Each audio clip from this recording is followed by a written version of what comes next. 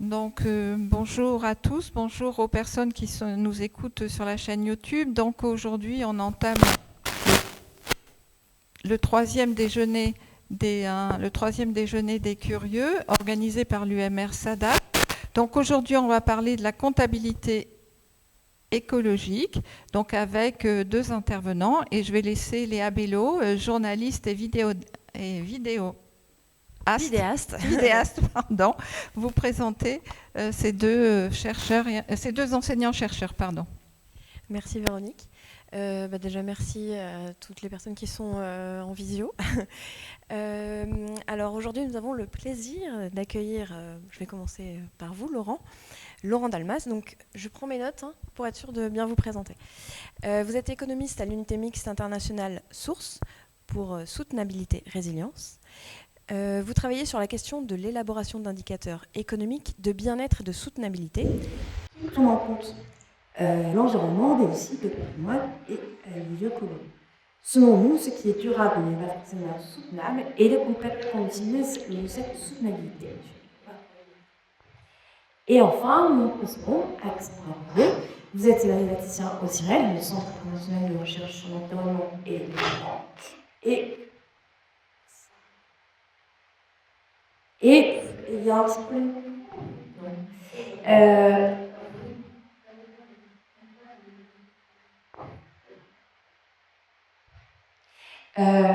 le micro, je pense que donc vous travaillez, je disais, sur les enjeux d'éthique et d'anthropologie écologique en économie et comptabilité financière, et vous développez dans ce cadre le modèle CARE.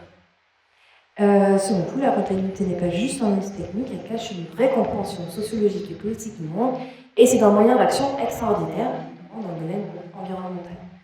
Ce que nous avons parlé aujourd'hui. Alors, dans un contexte de crise environnementale, il est aujourd'hui devenu essentiel de prendre en compte les conséquences justement de nos activités sur la société et l'environnement. Mais le problème, c'est comment faire. Alors, est-ce que ça passe par une valorisation qui n'existe pas sur le marché, alors qu'il n'existe pas de marché justement pour ces enjeux, ou est-ce que c'est par d'autres moyens? C'est le point de départ des analyses coûts-bénéfices et de la rentabilité socio-environnementale. De nombreux défis à ce moment-là se posent pour les chercheurs que vous êtes. Par exemple, sous quelle forme intégrer les enjeux écologiques et sociaux dans les activités économiques, comment obtenir l'adhésion des entreprises et des organisations publiques, ou alors, comment évaluer ces efforts des entreprises ou ces politiques publiques. En d'autres termes, comment mesurer la soutenabilité des décisions prises. Donc, c'est ce qui va nous occuper pendant la prochaine heure. On prendra des questions dans la dernière partie de cette année. Alors, avant de commencer à répondre à toutes ces questions, il me semblait important que nous revenions sur les concepts clés qui vont nous animer pendant cette discussion. Alors, c'est juste pour que nous parlions tous la même langue. Alors, je vais commencer par le concept de durabilité qui a été imaginé dans les années 80. Et aujourd'hui, on voit qu'il nous montre ses limites. Et Laurent Dalmas, justement, c'est quelque chose qui vous tient à cœur. Est-ce que vous pourriez nous expliquer un peu pourquoi il faut lui préférer le concept de soutenabilité? Première chose, comme vous l'avez dit, notre laboratoire s'appelle soutenabilité résilience, on appelle durabilité résilience, ça aurait fait tout, ça aurait été bizarre. Mais effectivement, il faut savoir que le terme durabilité, c'est un terme typiquement français. Puisque, effectivement, en anglais, c'est sustainable, et que c'est une traduction qui s'est faite parce qu'il n'y avait pas réellement d'équivalent en français au moment où le terme est sorti. Il y avait un soutenable, mais pas un soutenable bizarre. Et soutenabilité, ça n'existait pas. Le mot est rentré petit à petit, mais on a gardé le terme durabilité. Le problème, c'est qu'il y a quand même une différence entre les deux termes. C'est quelque chose qui est durable et pas forcément soutenable. Par exemple, si on prend un cas des bâtiments, dans des habitations, n'importe quel type de bâtiment, vous pouvez très bien utiliser des matériaux qui sont très durables. Mais si vous réfléchissez, on va en parler après sur la notion de soutenabilité, ça peut être durable, mais ça peut avoir des conséquences assez délétères à long terme. Donc des conséquences, par exemple, sur l'environnement, sur certains matériaux utilisés, carrément sur la santé humaine. On peut parler, par exemple, des matériaux liés à l'isolation. Par exemple, la lampe, vous savez, depuis relativement longtemps, qu'ils avaient des conséquences assez graves sur la santé en cas de cancer. Donc on a continué à l'utiliser pendant longtemps, parce qu'effectivement, si on prend le cas de l'amiante, économiquement parlant, c'était très pratique, c'était un prix qui était assez intéressant par rapport à d'autres isolants. Par contre, il y avait des conséquences internes sur la santé humaine qui faisaient qu'effectivement, c'était durable, mais c'était pas soutenable. Donc voilà, c'est pour ça qu'on emploie simplement le terme de soutenabilité plutôt de durabilité. Ça reste voilà. Est-ce que Alexandre veut compléter? Oui, non, très rapidement, en un mot, c'est que dans cette question de la soutenabilité, en écho à ce qui a été dit, c'est la question aussi de la soutenabilité du monde. Est-ce que nos pratiques font que le monde peut soutenir ce que l'on fait? Et ça pose des questions sur est-ce que nos activités permettent d'être soutenues par l'état de santé des écosystèmes. Et donc, derrière la question de la soutenabilité, il y a une notion sur laquelle on reviendra aussi le bon état de santé des écosystèmes, de la planète et des êtres humains dans ces écosystèmes. Et justement, pour intégrer la soutenabilité dans la comptabilité des entreprises, il faut s'intéresser à la question de la matérialité. Alors, si vous n'êtes pas, comme moi, spécialiste de gestion d'économie, la matérialité, c'est la capacité de quelque chose à influencer les décisions des organisations, qu'elles soient politiques ou qu'elles soient économiques ou non économiques. Par exemple, si une nouvelle loi oblige une entreprise à investir dans des équipements écologiques et que ça va changer beaucoup de ses dépenses, alors on va dire que cette information, elle est matérielle. Traditionnellement, ce concept, si je ne me trompe pas, prend en compte ce qui touche la performance uniquement financière des entreprises. Mais c'est pour aller plus loin que le concept de double matérialité a été introduit en tout cas. Est-ce que vous pouvez nous expliquer en quoi il consiste? Oui, donc la notion de matérialité, c'est une notion qui vient du droit, effectivement, à la base, c'est important. Ça a été transposé en audit et en comptabilité, dans la comptabilité financière classique, déjà. C'est une base de l'audit financier. Et dans le cadre de la comptabilité socio-environnementale, ça correspond à la façon de comprendre l'importance de la donnée socio-environnementale à prendre en compte. Donc, dans la double matérialité, on a d'un côté la matérialité financière, c'est-à-dire qu'on va prendre en compte de la donnée socio-environnementale dans les comptes parce qu'elle montre, cette donnée, quelque chose sur la performance financière. Donc ça, c'est la matérialité financière. Et on peut aussi en fait considérer que ce qui est important à montrer, c'est en quoi l'entreprise a des impacts sur l'environnement social et naturel. Dans ce cas-là, on va dire que la donnée est importante parce qu'elle montre les impacts de l'entreprise sur l'environnement l'environnement naturel, l'environnement social. Et donc là, on va parler de matérialité à impact. Et quand on fait les deux, c'est la double matérialité, justement. Très bien, donc du coup maintenant on a tous ces concepts en main, on va pouvoir aller plus loin et réfléchir un petit peu aux méthodes qui sont à notre disposition, aux outils qui sont à notre disposition pour évaluer les impacts socio-environnementaux, puisqu'on ne peut pas leur attribuer une valeur monétaire, une valeur de marché. Et alors, peut-être Laurent, on peut commencer par vos travaux. Vous ne prenez pas seulement en compte les enjeux environnementaux, vous vous intéressez aussi aux enjeux patrimoniaux et culturels. Alors, est-ce que vous pouvez nous expliquer quels outils vous utilisez et comment vous y prenez? Il faut reprendre un petit peu la notion un peu historique du développement durable. La première chose que tout le monde a retenue dans l'argent public, c'est la question des piliers. On a les fameux 3 piliers, le pilier économique, le pilier social et le pilier environnemental. Donc ça a été le point de départ qui est encore utilisé en général aujourd'hui.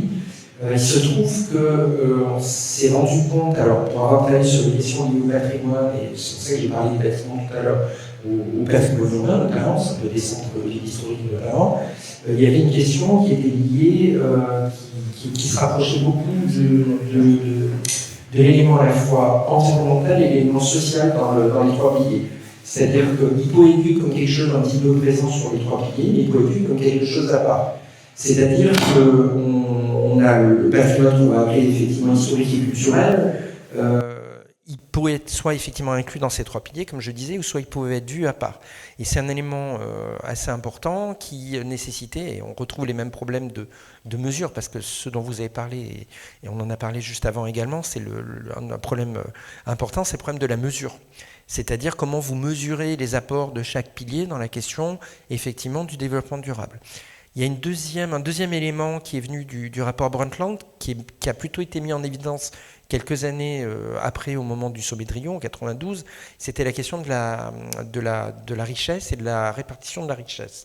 C'est-à-dire que le développement durable, prenant effectivement toujours en compte la question des 3 piliers, c'était de se dire finalement que considérer un développement, j'aurais utilisé le terme de soutenable maintenant, mais développement soutenable, c'est d'avoir un niveau de richesse dans le monde, mais ça peut être tout à fait localisé, qui soit le même pour les générations, au moins le même pour les générations futures. Alors, il peut être plus important, mais il ne doit pas être plus bas que la richesse actuelle. Et là, ça nous a amené justement à considérer les 3 piliers et de se dire, mais finalement, cette richesse, ça pose la question de qu'est-ce qui la crée, d'où vient cette richesse. Donc d'où on revenait à la question des 3 piliers, à se dire, cette richesse, elle est créée par du capital économique, mais également par du capital social et du capital environnemental. Et puis donc on s'est posé la question au bout d'un moment, effectivement, quand on prenait des choses issues du passé, qu'on valorisait, par exemple dans le cadre du tourisme sur un aspect historique, c'était issu du passé, ça crée de la richesse, c'était lié aux 3 autres piliers, mais finalement c'est la question de se dire, les voir pris en compte dans les 3 piliers sans le déterminer de manière individuelle, de manière séparée, ça pouvait poser un problème puisqu'on perdait un élément, c'est-à-dire l'essence même de ce type de patrimoine, comme on a du patrimoine économique, comme on a du patrimoine social, comme on a du patrimoine environnemental, on avait aussi du patrimoine historique qui se retrouvait dans du bâtiment monumental ou non monumental d'ailleurs, inscrit ou non inscrit. Et du coup, comment est-ce que vous avez développé des éléments de mesure, des indicateurs pour justement évaluer ce capital environnemental et patrimonial ? Alors vous avez dit tout à l'heure que, je vous reprends dessus, en fait on a dit que c'était difficile par exemple de mesurer monétairement. Alors c'est difficile, mais les économistes vous diront, même les gestionnaires, il est toujours possible de mesurer quelque chose monétairement. Tout est mesurable monétairement. C'est la grande force ou la grande faiblesse des économistes, notamment, de pouvoir donner une valeur monétaire à des choses qui ne passent pas par le marché. Le problème, c'est ça, en fait. C'est le fait, comme a dit Alexandre tout à l'heure, de ce qui ne passe pas directement par le marché. Alors, c'est facile. En fait, la première façon, c'est de le mesurer indirectement. Il y a plein de méthodes. Je parlais tout à l'heure du patrimoine historique. Quand on ne sait pas quelle est la valeur d'un centre-ville historique ancien, parce qu'on n'échange pas des centres-villes historiques anciens sur des marchés. Il n'y a pas le marché où je t'échange le centre de Rome contre le centre de Venise ou le centre de Pékin, le centre historique. Il n'y a pas de marché pour ça. Pourtant, il y a des bâtiments, il y a des activités économiques dessus, et elles-mêmes créent de la valeur, et elles passent par des marchés. Donc déjà, de manière indirecte, on est capable de donner des valeurs, sachant que, encore une fois, et ça c'est un élément important, le but de tout ça, c'est pas de donner une valeur pour les comparer eux-mêmes, et de se dire qu'il y en a qui sont plus importants que d'autres économiquement, mais comme vous l'avez dit tout à l'heure, vous l'avez introduit tout à l'heure, c'est la question, par exemple, de l'analyse coût-bénéfice, c'est-à-dire les décisions d'investissement qu'on va prendre, elles vont se faire peut-être par rapport à la valeur qu'on peut éventuellement générer, qui va être générée par des actions de réhabilitation, de reconstruction, de refonctionnalisation qui peuvent avoir des effets bénéfiques. Et c'est là où intervient justement la question de la mesure, parce que quand on raisonne en termes de développement soutenable, la question des piliers, de se dire que tout ce qu'on fait à ce moment-là, par exemple pour valoriser le patrimoine historique, pour le remettre en valeur, est-ce qu'il va avoir des conséquences sur les autres piliers ? Est-ce que ça peut avoir une conséquence négative, par exemple, sur l'équilibre social? On parle, par exemple, des effets de gentrification dans les villes. Faire fuir des populations à l'extérieur de ces villes, justement, parce qu'on a créé de la valeur, mais que, d'une certaine manière, on en perd par la fuite de populations résidentes. Et puis, de la même manière, au niveau environnemental, où on construirait des choses plus belles, plus grandes, plus hautes, mais qui auraient avec moins de verre, par exemple. Donc ça, moins d'espace vert. Donc ça, c'est un problème. Donc c'est ça qu'il faut réussir à prendre en compte. Il y a la question des indicateurs, de la mesure monétaire, et puis aussi, il peut y avoir des mesures non monétaires.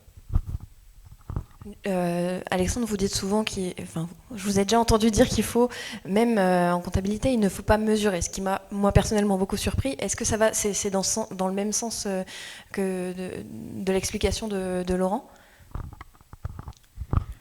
Oui, alors en fait, quand on parle de, de comptabilité, parfois il y a souvent, des gros malentendus, avec l'idée qu'effectivement, comptabilité, c'est la même chose que compter. Et que comptabilité, donc, c'est mettre des chiffres à peu près sur tout et n'importe quoi. C'est pas vraiment ça l'enjeu derrière la comptabilité. Même historiquement, il se trouve dans les premiers systèmes comptables au début de l'Antiquité, on n'avait même pas de chiffre. La notion de chiffre au sens tel que nous le pratiquons, le chiffre abstrait, n'existait pas. Donc on avait des systèmes comptables sans chiffres. Donc la question en fait de la comptabilité, c'est d'abord une question de représentation pour se poser la question, mais finalement qu'est-ce qu'on prend en compte? Et ça renvoie à la question de la matérialité. La matérialité, c'est qu'est-ce qui est pertinent et important à prendre en compte dans des décisions en fait de gestion, dans des décisions de coordination entre acteurs. Et il peut se trouver que pour arriver à prendre des décisions de coordination, on n'a pas besoin de mesurer. Donc une des premières conséquences d'une problématique comptable, c'est d'arriver à la conclusion qu'il n'y a pas forcément besoin de mesurer. Ce qui a comme implication que l'apparition de la mesure dans un système comptable doit toujours être faite par rapport à la question de la pertinence. C'est-à-dire, est-ce qu'il est pertinent d'avoir des chiffres? Et si j'ai des chiffres, pourquoi est-ce que je mobilise des chiffres? Donc c'est par rapport à quel objectif? Par rapport à quelle finalité dans la coordination entre acteurs, dans l'organisation.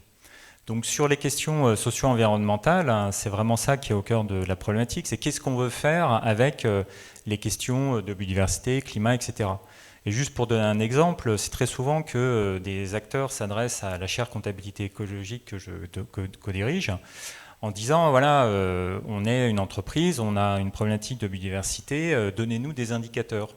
Donc avec cette idée que comptabilité écologique égale indicateur biodiversité, et à partir de là, on met ça quelque part dans l'entreprise et c'est réglé. Et la première question qu'on leur pose, c'est c'est quoi la biodiversité pour vous? Qu'est-ce que vous voulez faire avec? Donc déjà de se poser la question, c'est pas quelque chose qui est purement périphérique comme ça. Et selon la façon dont on aborde la question de la biodiversité, est-ce que la biodiversité c'est simplement un service productif, est-ce qu'on aborde donc la biodiversité comme un service écosystémique, ou est-ce qu'on intègre la biodiversité comme étant un support d'une valeur intrinsèque de la nature? Eh bien ça ne renvoie pas à la même représentation, et donc ça ne renvoie pas du tout à la même problématique sur la mesure, sur ce qu'on a à mesurer, si on a quelque chose à mesurer. Et donc c'est ça en fait une vraie question comptable, et c'est là on arrive sur est-ce qu'il faut des indicateurs ou pas? Les indicateurs doivent suivre quoi dans la représentation de ce qu'on a à prendre en compte justement, et comment ils doivent s'aligner par rapport à une coordination d'acteurs qui doivent prendre en compte la biodiversité. Donc c'est vraiment ça qui est au cœur de la comptabilité écologique. Merci. Donc vous avez développé le modèle CARE pour Comprehensive Accounting in Respect of Ecology, avec un magnifique accent anglais. Et donc c'est en français, comptabilité intégrée dans le respect des sciences écologiques. Est-ce que vous pouvez nous expliquer justement ce modèle, comment il prend en compte l'écologie au sein de la comptabilité, et un peu comment vous l'avez développé? Oui, l'ambition derrière CARE, c'était justement de se poser la question, mais finalement, donc quand on dit dans les organisations, il manque un pilier social, un pilier environnemental, etc. Qu'est-ce que ça veut dire et qu'est-ce qu'on fait avec ça? Ça, c'était une première question. Comment est-ce que sur ces bases-là, on intègre des positionnements scientifiques? C'est-à-dire que justement, à la question qu'est-ce qu'on fait avec, c'est, il y a une exigence scientifique de gestion de l'environnement. Donc respect par exemple de l'accord de Paris, respect de ce que j'ai commencé à introduire sur les bons états écologiques, c'est-à-dire les états de santé des écosystèmes, respect de la décence au travail, respect de la dignité des êtres humains, de la santé au travail, etc., etc. Et donc donner comme ça comme des objectifs qui sont premiers, et de dire est-ce que ça c'est quelque chose qui est raccord, cohérent avec la comptabilité financière. En fait, la logique de la comptabilité financière. Et il se trouve que oui, parce que la logique de la comptabilité financière historique et celle qui est utilisée au jour le jour dans les entreprises repose sur un principe très simple qui est de dire on a des acteurs qui apportent de l'argent. Cet argent est utilisé dans le système de l'entreprise, l'exploitation. Cet argent donc sert à faire fonctionner l'entreprise, mais cet argent, il va falloir le rembourser. C'est-à-dire que toute la base de la gestion de l'entreprise, ce sont des avances qui constituent des dettes qu'il va falloir rembourser à un moment donné. Et ça, c'est vraiment le fondement central de toutes les économies mondiales et historiques. Et à partir de là, l'idée de Kerr, ça a été de dire, étendons ce principe aux enjeux socio-environnementaux. Là où on voyait uniquement des avances dettes en termes financiers, il va falloir prendre en compte des avances dettes sociales et environnementales. Et donc de dire qu'une entreprise, de la même façon qu'il y a de l'argent qui lui est apporté, qu'il va falloir qu'elle le rembourse, il y a des écosystèmes qui lui sont apportés, qu'elle prend, mais qu'il va falloir qu'elle rembourse. Même chose pour un être humain. Et de façon biophysique, là, c'est pas monétaire. Et c'est sur cette base-là qu'on va pouvoir faire ensuite des évaluations en disant, dans ce contexte, il faut prendre en compte donc, des activités de préservation à terme pour assurer une sorte de remboursement des écosystèmes et des êtres humains. Et ça conditionne justement la mesure qui est l'estimation des dépenses de préservation. Et c'est ça qu'on intègre dans les comptes. Ça, c'est le système Kerr. Merci, c'était très clair. Laurent, je vous voyais hocher la tête. Ça vous parle Oui. Est-ce que... Je peux juste dire... Bien sûr. Ça me parle d'autant plus qu'effectivement, on a commis une étude il y a bientôt une quinzaine d'années qui avait été financée par l'Agence française de développement sur le patrimoine urbain dans les pays du Sud. Et effectivement, on avait suivi exactement la même logique, qui effectivement, en prenant en compte, comme je disais, les 4 piliers, puisque on avait rajouté un 4e comme autant de dimensions, on avait raisonné exactement de la même manière, avec des questions liées à de la dette, c'est-à-dire qu'est-ce que c'est qui finalement, quand on regarde un patrimoine urbain, sur lequel on ne fait rien, qui se dégrade. Alors quand on dit patrimoine, encore une fois, c'est du monumental, mais pas forcément, juste des endroits où les gens habitent. Si on doit faire des choses pour éviter qu'ils se dégradent, là on amène en contrepartie quelque chose, et effectivement il faut des ressources. Et notre but c'était effectivement de comparer par rapport au risque des dégradations ce qu'on est amené de l'autre côté. Donc est-ce que si on se laisse dégrader par exemple sur un centre-ville historique une dizaine de bâtiments d'habitation où il y a 1500 personnes en se disant bon c'est pas grave on va mettre le paquet sur les monuments, les restaurants et les hôtels autour, ça c'est bien. Alors à court terme, on pourra parler après effectivement des visions court terme et long terme, à court terme ça peut être très intéressant parce que ça va créer de l'activité économique, mais au bout d'un moment, quand ces bâtiments seront totalement dégradés et que les gens seront partis, globalement, qui fera tourner l'activité économique sur place quand les touristes viendront? Plus grand monde, on fera venir des gens de plus loin, et effectivement, il y aura des impacts environnementaux, le fait de venir plus loin, en voiture par exemple, parce qu'il n'y a pas de transport, on n'a pas mis l'argent sur les transports notamment. Voilà. Et Alexandre, est-ce que Alexandre, est-ce que vous avez déjà des applications du modèle Kerr? Oui, alors actuellement, Kerr opère à un niveau recherche, et les recherches sont fédérées par la chaire comptabilité écologique, mais opère aussi à un niveau de mise en place au niveau des entreprises et aussi organisations publiques, voire ONG, enfin associations. Il y a des associations qui utilisent Kerr.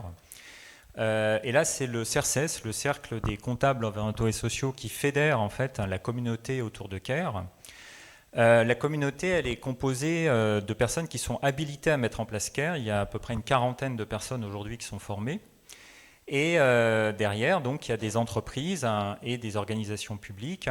Aujourd'hui, on est à peu près une soixantaine qui ont mis en place ou mettent en place Kerr et véritablement de façon opérationnelle. C'est-à-dire là, on n'est plus sur de la recherche.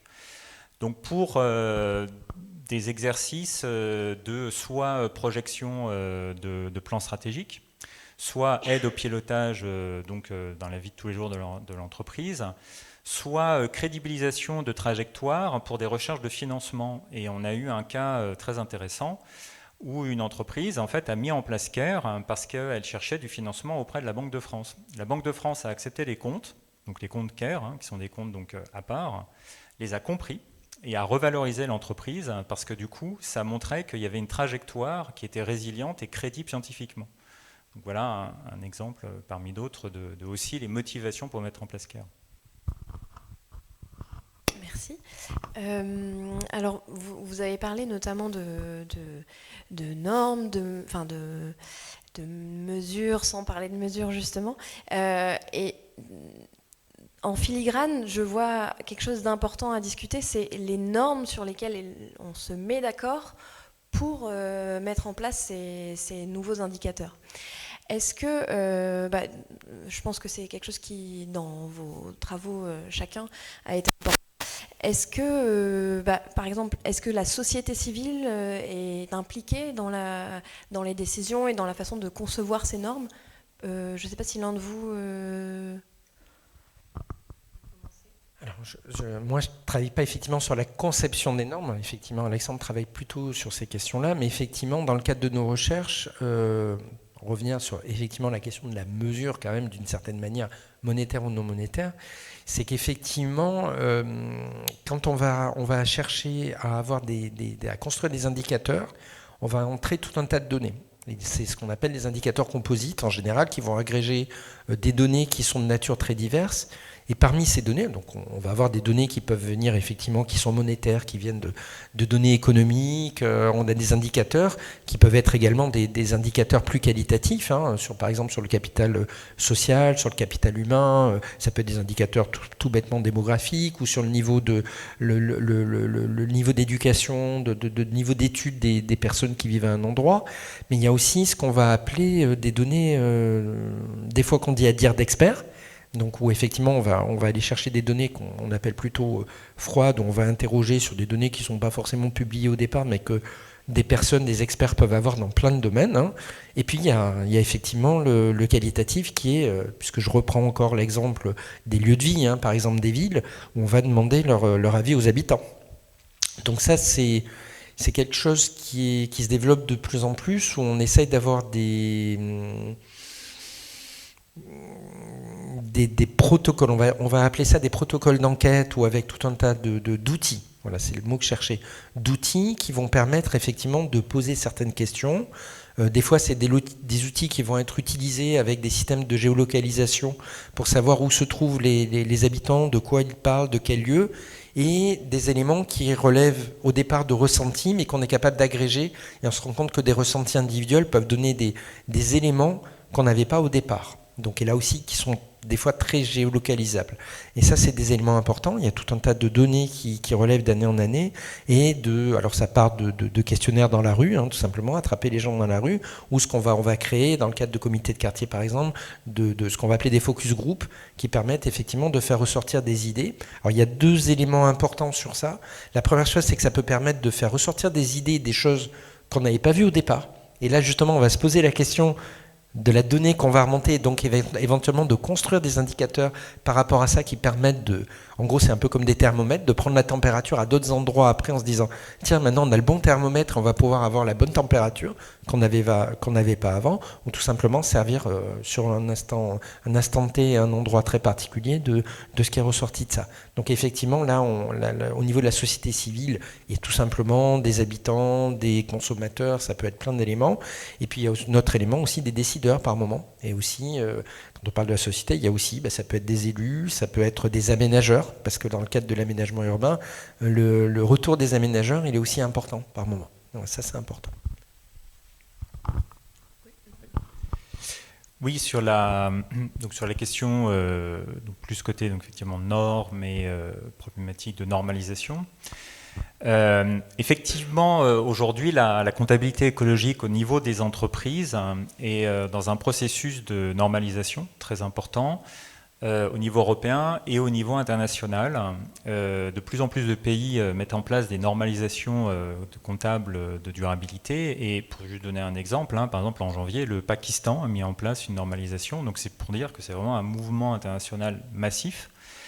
Et dans ce contexte, l'Union européenne donc, est porteuse d'une initiative très importante et ambitieuse, qui est une directive qui s'appelle la CSRD, la Corporate Sustainability Reporting Directive, donc la directive de reporting de durabilité des entreprises, qui contient donc dedans les normes comptables de durabilité, et qui est donc vraiment une révolution dans la compréhension justement de la comptabilité de l'entreprise, et qui se base sur cette fameuse double matérialité, qui intègre ces éléments, par exemple, de bons états écologiques de la nature, qui intègre ces éléments de concevoir les dépenses pour atteindre des objectifs donc en lien avec la préservation de la nature, etc. etc. Et donc, qui est d'ailleurs en phase avec CARE. On a fait beaucoup de travaux au niveau du CERCES et de la chaire sur les connexions entre CSRD et CARE, CARE étant une sorte de systématisation de ce système. Donc on est dans ce processus. À l'international, il y a une autre initiative qui existe, qui vient de l'International Sustainability Standard Board, qui est un organisme privé, de droit privé, qui lui porte une vision en matérialité financière. Et donc aujourd'hui, on n'en parle pas suffisamment, mais il y a un vrai conflit à l'international sur l'orientation de la comptabilité et donc des entreprises dans le futur sur ces questions. Et donc la question de la norme comptable sur justement qu'est-ce qu'on doit mesurer et qu'est-ce qu'on doit représenter déjà à la base est absolument essentielle pour l'avenir de nos économies. Et à nouveau, je regrette, je ne suis pas le seul qu'on en parle si peu, alors que c'est absolument essentiel. Est-ce que c'est ça que vous appelez la géopolitique de la comptabilité, la lutte géopolitique de la comptabilité ? Oui, dans le cadre d'un autre travail sur une autre chaire, la chaire d'immatérialité, on a sorti là très récemment un rapport sur l'analyse critique et géopolitique de la double matérialité et de la normalisation comptable de durabilité, où effectivement on parle donc évidemment du retour de la géopolitique, mais il y a une vraie géopolitique historiquement déjà de la norme comptable qui a été très étudiée, c'est-à-dire que la question de qui impose ces normes à qui est absolument déterminant au niveau économique et financier. On parle beaucoup de la finance mondiale, mais la finance mondiale, elle est régulée par les normes comptables, littéralement. Je veux dire, les marchés financiers reposent sur les normes comptables. C'était mon mentor et directeur de thèse, Jacques Richard, qui disait on parle souvent de la main invisible du marché, mais en fait c'est faux, c'est la main très très très visible de la comptabilité qui régule tout à l'international et qui a la particularité qu'on n'en parle quasiment jamais. Donc c'est là, mais on n'en parle pas. Et derrière, tout l'enjeu, c'est de savoir qui impose ces normes. Et donc on a des normes internationales financières qui sont les International Financial Reporting Standards, les normes IFRS, qui régulent en fait cette finance mondiale et qui sont des normes privées, c'est-à-dire sur lesquelles les États n'ont aucun en fait pouvoir. Et ce qui fait qu'on a un acteur qui est même au-delà donc des acteurs étatiques et qui régule la finance mondiale, ce qui est déjà en soi quelque chose d'assez étonnant. Et là-dedans, en fait, il y a un pays, par exemple, qui refuse ces normes-là, qui sont les États-Unis, tandis que l'Union européenne y est passée en 2002. Et je précise ça parce que du coup, ça génère toute une vraie géopolitique de l'influence, qui en fait impose quoi. Donc par exemple, une entreprise européenne, si elle veut être cotée au Dow Jones, a une obligation de suivre les normes comptables des États-Unis, alors qu'elle suit aussi les normes internationales. Et tout ça est en train en fait d'être transféré sur les questions de durabilité, où on a en fait des pôles aussi géopolitiques qui apparaissent. Donc les normes IFRS sont transformées en normes IFRS soutenables avec l'ISSB qui en fait étend les IFRS aux enjeux de durabilité. Les États-Unis qui sont complètement à part, qui ne veulent pas en entendre parler. L'Union européenne qui met en place donc les normes dont j'ai parlé sur CSRD, la Chine qui se positionne sur la double matérialité et qui commence à avoir une zone d'influence au niveau de l'Asie, des pays africains qui suivent la position européenne, d'autres non. Et donc on a des blocs qui apparaissent avec des tensions très fortes et avec derrière quand même rien de moins que l'enjeu de où est-ce que l'économie mondiale va aller dans le futur en termes de durabilité. Donc c'est une vraie géopolitique, un vrai conflit, littéralement. Et là-dedans, je le reprécise, avec quand même un acteur extrêmement puissant qui n'a absolument aucune influence de la part des États et qui est en roue libre en tant qu'organisme privé et qui impose en fait ses choix propres à l'économie mondiale. Et plus concrètement, quand on travaille sur des analyses coûts-bénéfices dans une UMI, donc internationale, est-ce que les enjeux nationaux vont rentrer en compte dans la définition et dans ces analyses coûts-bénéfices ? En fait, la vision, si je reprends la notion de développement soutenable, elle n'est pas forcément évidente quand on commence effectivement à parler au niveau international. On le voit bien sur les discussions qu'il y a actuellement dans le cadre, par exemple, de l'Organisation mondiale du commerce, de l'OMC. On voit bien les difficultés que ça pose. Et c'est lié avec tout ce qui a été dit avant, parce qu'effectivement, Quand on va parler de comptabilité, on est plus au niveau des entreprises, mais ça va se retrouver au niveau mondial quand on va parler en termes des pays, quand on va dire, voilà, on va instaurer des normes, par exemple, ce dont on parlait sur les normes CSRD, elles vont être imposées non seulement sur des entreprises européennes, mais aussi des entreprises qui ont un gros chiffre d'affaires en Europe. C'est pas forcément parce que elles ont leur siège social en Europe. Donc c'est aussi ça qui va être difficile. Après, ça pose la question par exemple, des pays du Sud, c'est-à-dire que quand vous commencez à imposer en dehors de ces normes, et on le retrouve sur ces normes, quand vous allez commencer à dire à des pays du Sud qui s'intègrent plus ou moins difficilement selon les cas dans le commerce international, vous allez leur dire, vous savez, attention, hein, vous avez des mines, vous allez extraire des métaux qui vont beaucoup nous servir à nous. Alors, vous allez comme ça être intégré dans le commerce international, sachant que la propriété en général est plutôt à des pays du Nord, hein, mais de ces mines, mais du moins, ça va créer de l'emploi, ou ça va développer de l'emploi, ça va développer des réseaux de transport, etc., qui va créer une croissance économique, par exemple, dans ces pays-là. Bon, je prends l'exemple des mines qui est assez presque caricatural, mais enfin, qui est quand même très important, mais même des activités économiques de production, des usines, etc. Dire, bon, attention, on va vous aider à les développer, vous allez avoir accès au marché des capitaux, on va investir, il n'y a pas de problème. Par contre, faites attention, si on parle en termes de développement soutenable, il faut quand même veiller à l'environnement. Et effectivement, ça va avoir des coûts supplémentaires, ça va peut-être justement diminuer l'attractivité pour les capitaux du Nord, notamment, ou Sud-Sud même, et dire, ben voilà, donc, mais les pays du Sud vont se dire au bout d'un moment, et c'est ce qui se passe actuellement, mais dites donc, quand vous avez votre développement économique, pour certains avant la Deuxième Guerre mondiale, et pour d'autres après la Deuxième Guerre mondiale, est-ce qu'on est venu vous dire, attention, on va peut-être vous amener des capitaux, mais faites attention à ne pas dégrader l'environnement, et même le côté social. Maintenant, on ne vous a rien dit, vous avez peut-être regardé entre vous, mais les capitaux étaient libres, on n'a jamais demandé de contrepartie. Et la question de cette question contrepartie, elle est très épineuse actuellement, où effectivement, ben voilà, il y a une question, et on n'a pas abordé cette question, mais dans la question du développement soutenable, il y a des questions qui sont liées aux inégalités. On a parlé de créer de la richesse et qu'il n'y ait pas moins de richesse plus tard qu'il y en est aujourd'hui, mais on parle. Ce qu'il y a au fond aussi, c'est la question de l'égalité, parce qu'on peut créer plus de richesse dans le futur, mais qu'elle soit tout à fait inégalitaire. Et au fond, on a toujours la même richesse, voire mieux, mais elle profite à un plus petit nombre.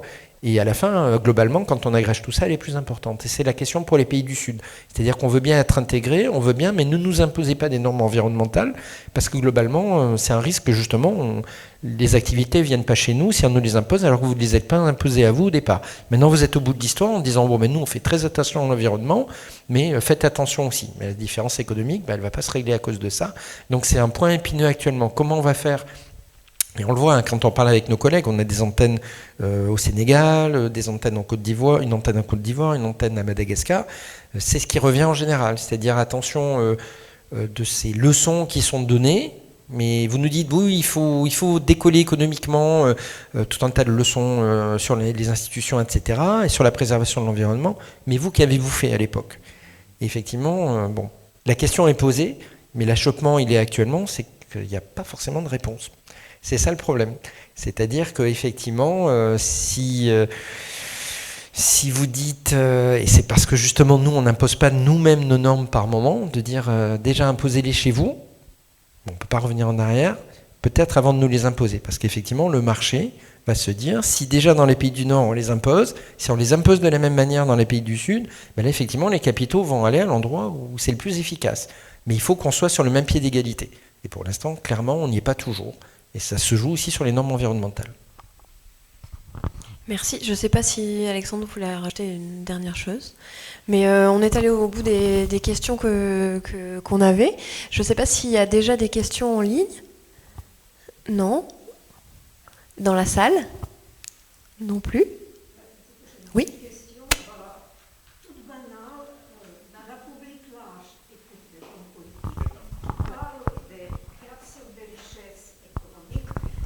D'écologie.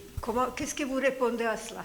Est-ce que vous pouvez répéter du coup comme ça Donc, la public large, l'homme et femme de tout le monde, pose les questions, écoute, les femmes et les hommes politiques qui parlent de création de richesses, d'emploi et tout, elles répètent à longueur de jour comment vous êtes scientifique, vous avez notre regard, expliquez à ces gens-là comment créer la richesse promise pour un pays à partir du développement écologique.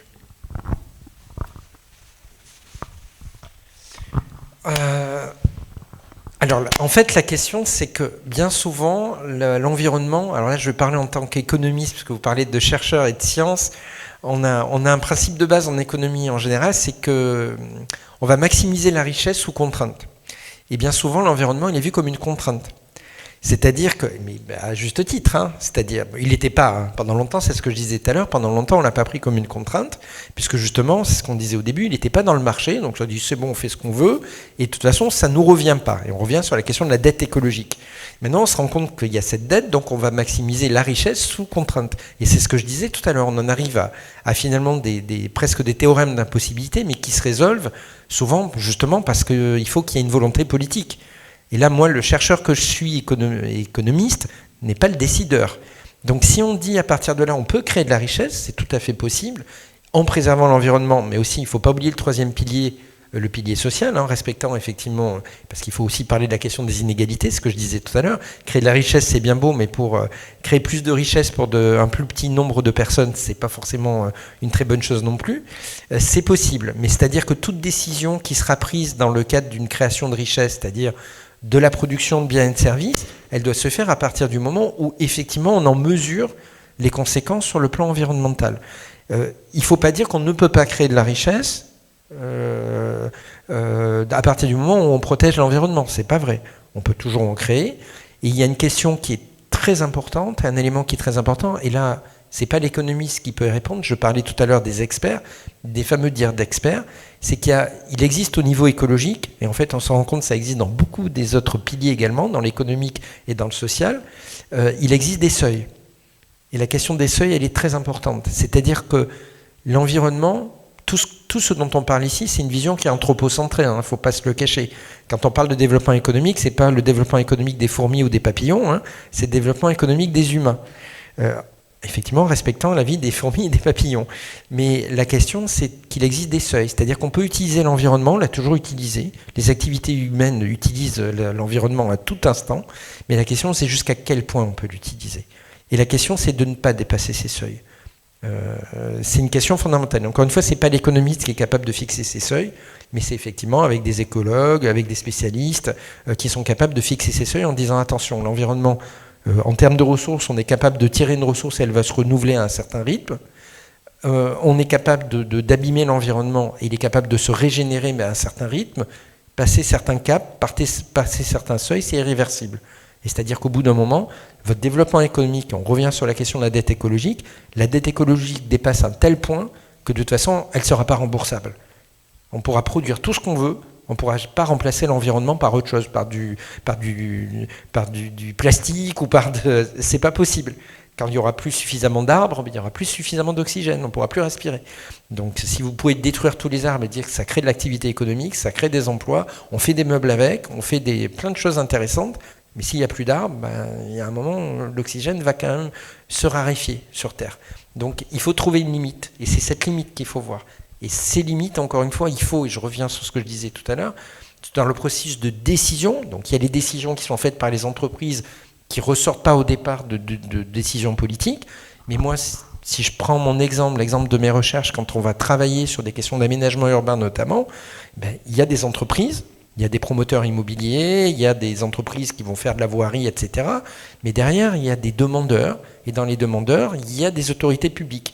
Il y a des aménageurs qui sont des aménageurs publics. Quelle est leur vision ? Et cette vision, elle doit être prise en compte, doit prendre en compte les éléments qui viennent. Quel est le bon état ? Quel est l'état déjà à l'instant T avant l'aménagement où on se trouve, par exemple au niveau écologique. Donc avoir des éléments qui nous permettent de dire où on en est et de se dire attention, on peut encore faire un petit peu, mais il ne faut pas aller trop loin. On ne pourra pas compenser par la richesse qu'on crée de l'autre côté. À long terme, ce n'est pas soutenable. On reboucle ce qu'on disait tout à l'heure sur quelque chose qui est soutenable. Ça peut être durable, mais ça ne sera pas soutenable. On ne pourra pas le tenir.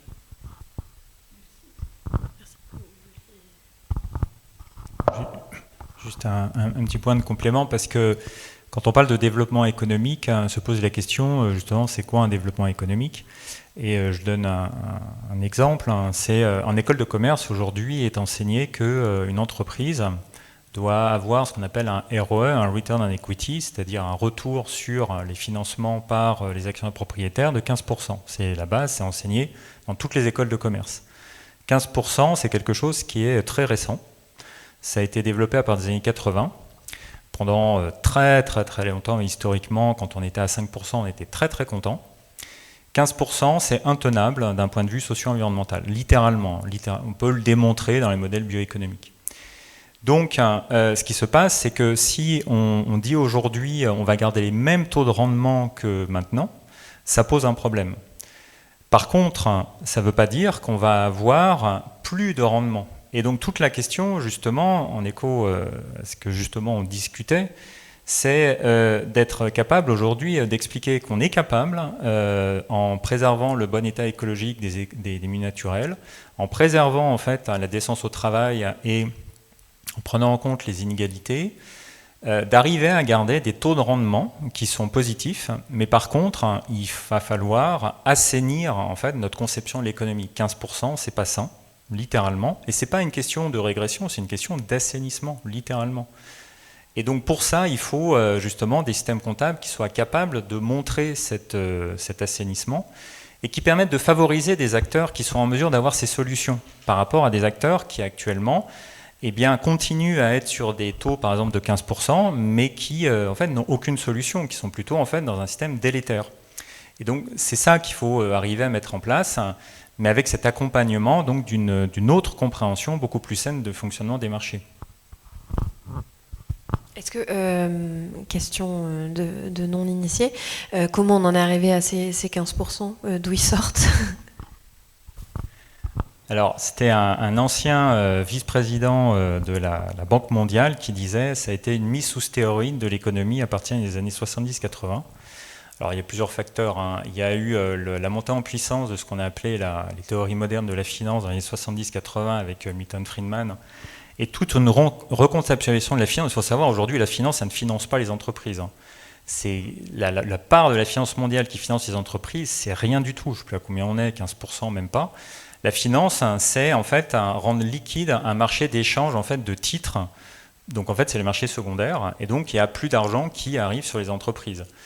Donc, il y a une reconceptualisation de la finance. Et derrière, du coup, ça a favorisé le développement de produits dérivés, de plus en plus complexes, et avec l'émergence de pays à bas revenus sur lesquels on pouvait en fait délocaliser à outrance dans les années 80.